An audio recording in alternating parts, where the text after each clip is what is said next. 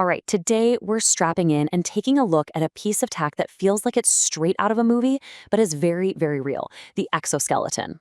Let's just dive right in. So when I say the word exoskeleton, what's the first thing that pops into your head? Yeah, for most of us, it's probably something from Hollywood, right? You're thinking Tony Stark in his Iron Man suit, or maybe Sigourney Weaver in that giant power loader from Aliens. It's this image of a massive metal suit that gives you superhuman strengths. And look, that's an awesome concept, for sure.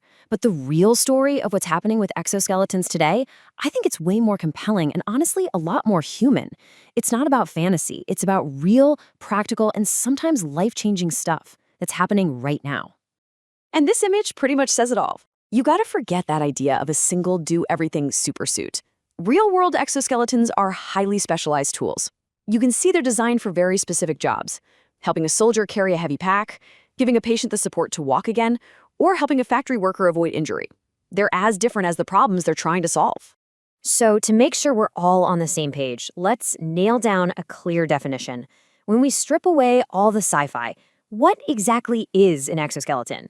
Okay, so here's the official definition, and the key idea is right there. It's a wearable device that works with your body. It's not trying to replace what you can do, it's all about enhancing it. It might augment your strength, assist your movements, or maybe enable you to do something you couldn't do on your own. And that brings us to a really important distinction you gotta make. An exoskeleton is not a prosthesis. A prosthesis, like an artificial leg, is there to replace a body part that's missing. An exoskeleton works with the limbs you already have to help them out or give them a boost. It's an addition, not a replacement. So let's get to the cool part. How does this tech actually translate into the real world? We're not talking about flying or shooting laser beams, but the superpowers these things provide are, in their own way, just as incredible.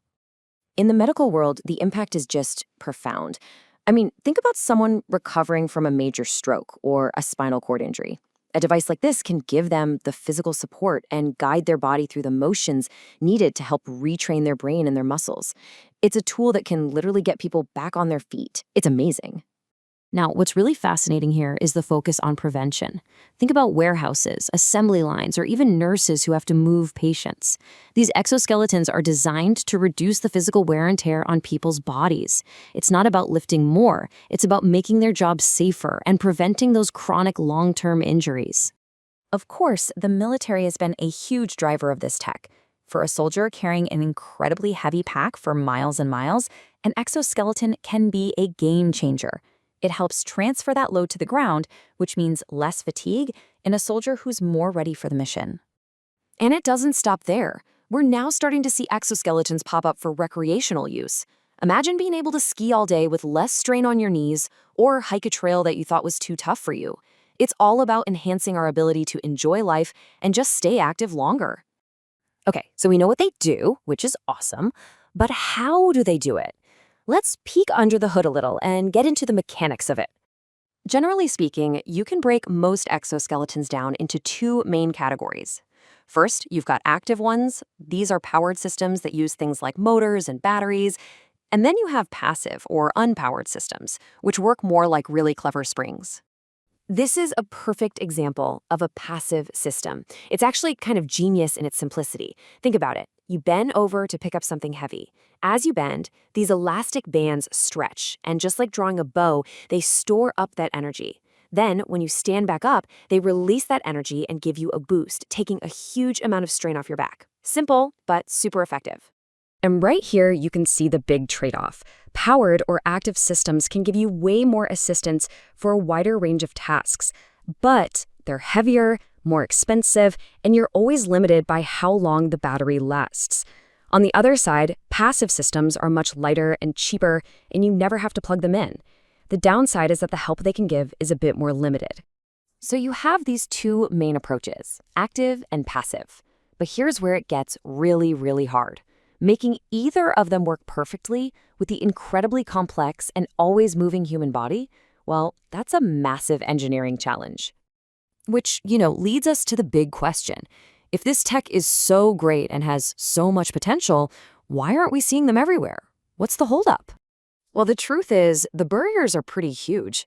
An exo has to be comfortable, right? Not just physically, but it can't make you overheat.